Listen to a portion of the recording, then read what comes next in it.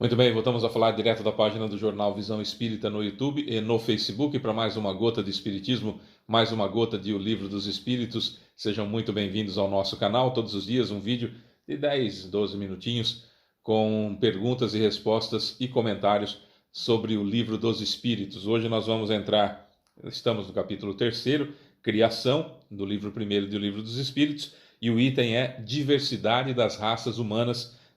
Estudaremos 52, 53, 53A e 54. Essas são as questões. Sejam muito bem-vindos conosco.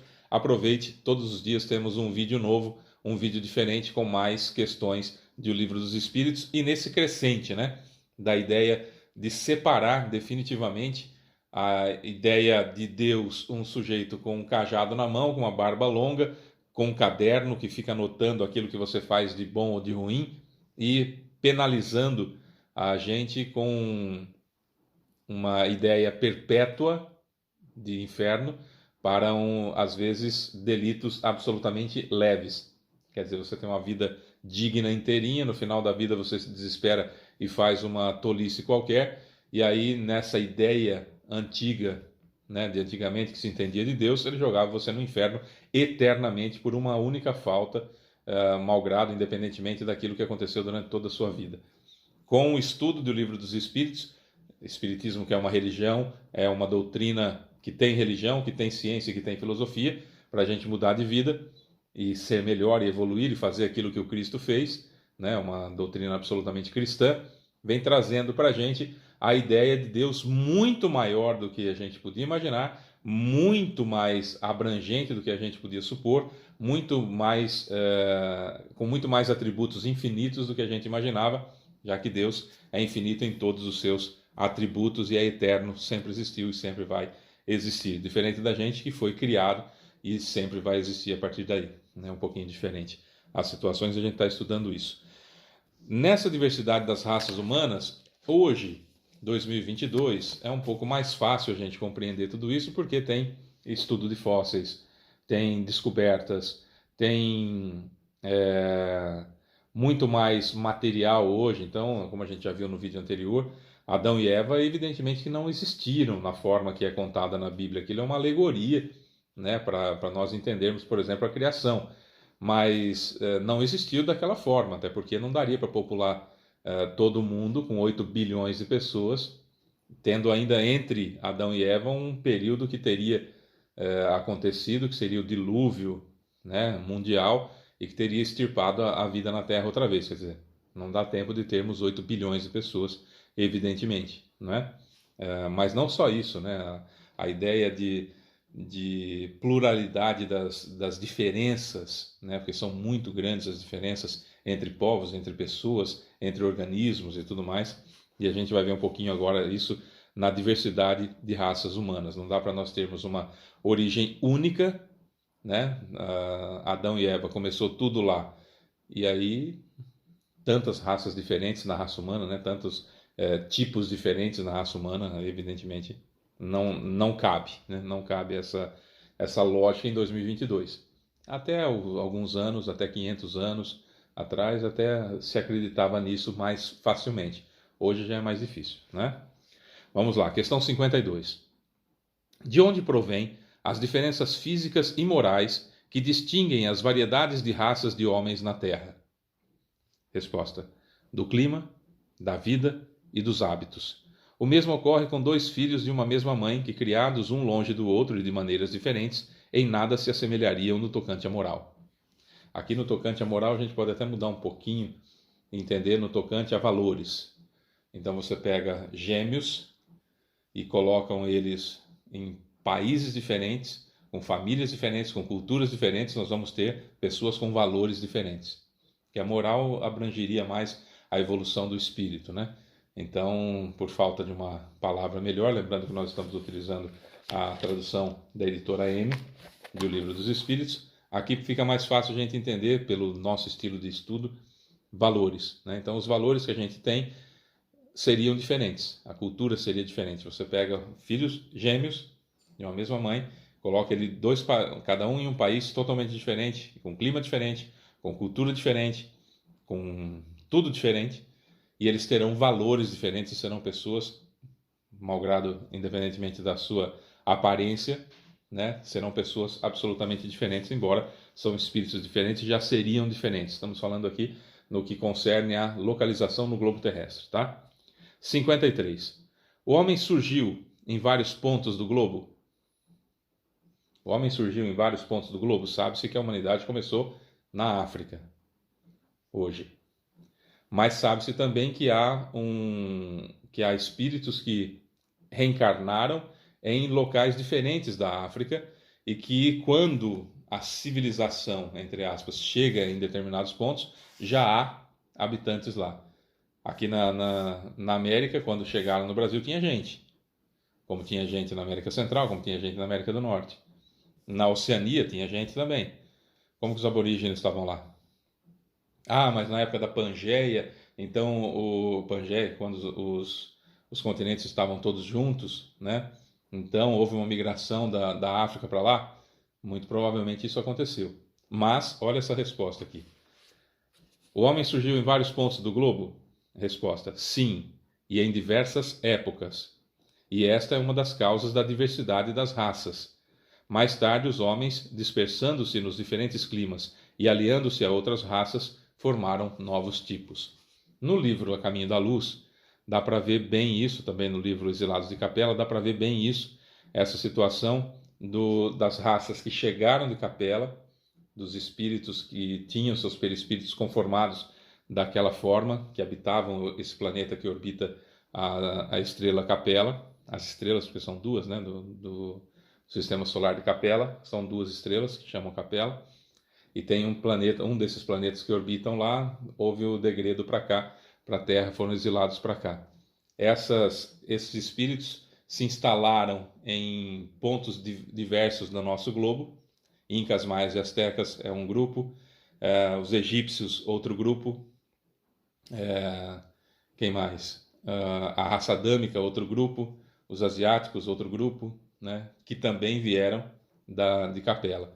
Então, em várias épocas da humanidade, nós tivemos espíritos encarnando, chegando pela primeira vez, vamos dizer assim, na Terra. Tá? Mas isso lá atrás também acontecia na época dos Australopithecus. Australopithecus nanicus é aquele primeiro macaquinho da escala do Darwin, sabe? Lembra da escala de Darwin? Primeiro macaquinho, Australopithecus nanicus. Quando surgiram as primeiras encarnações, quando a Terra ainda era planeta primitivo, e surgiram as primeiras encarnações aí estamos falando de espíritos, era no mesmo clã, vamos dizer assim, lá na família de Australopithecus, tinha lá 30 membros, um era espírito, 29 era princípio inteligente, né? Porque eram as primeiras encarnações desse espírito. Então, aos pouquinhos, vai indo, e aí nós temos um momento que chega desses 30 membros do clã, os 30 são de espíritos. Isso aconteceu em várias partes do globo também. Questão 53A. Essas diferenças constituem espécies humanas distintas? Certamente não. Todos pertencem a uma mesma família. As diferentes variedades do mesmo fruto impedem-no de pertencer à mesma espécie? Sempre os espíritos fazendo a gente raciocinar. Essa é a ideia do espiritismo, né? Raciocinar. Fé inabalável só é aquela que pode encarar a razão face a face em todas as épocas da humanidade, já diz Kardec. Então precisamos raciocinar. E os espíritos perguntam para Kardec também, colocam ele, pensa aí. Né? Somos uma raça só, raça humana. Raça humana, somos uma raça só. Porém, com algumas variedades, vamos colocar assim, né? Com algumas diferenças. Há pessoas asiáticas, há pessoas do meio da Ásia, há pessoas negras, há pessoas vermelhas, há pessoas brancas. Hoje uma grande miscigenação, é verdade, mas com tipos físicos bem diferentes mesmo. A ponto de você olhar e falar assim, isso aqui é do país tal, isso aqui é da região tal, dá para se perceber essa grande diferença. O que corrobora e colabora para que nós entendamos que não houve uma origem única. Se tivesse havido uma origem única, seríamos todos iguais. Né? A mistura dos cromossomos daria sempre o mesmo tipo de raça. Né? E essa diversidade enorme que existe, evidentemente é porque houve, em algum momento, diferentes espécies, diferentes diferentes espíritos que foram encarnando em partes diferentes do corpo.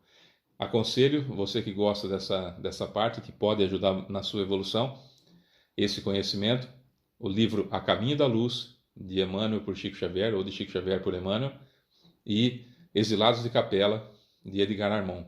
São 2 livros fantásticos que a gente vai entender muito esse povoamento da Terra, essa diversidade das raças humanas, que é muito interessante mesmo a gente poder conhecer.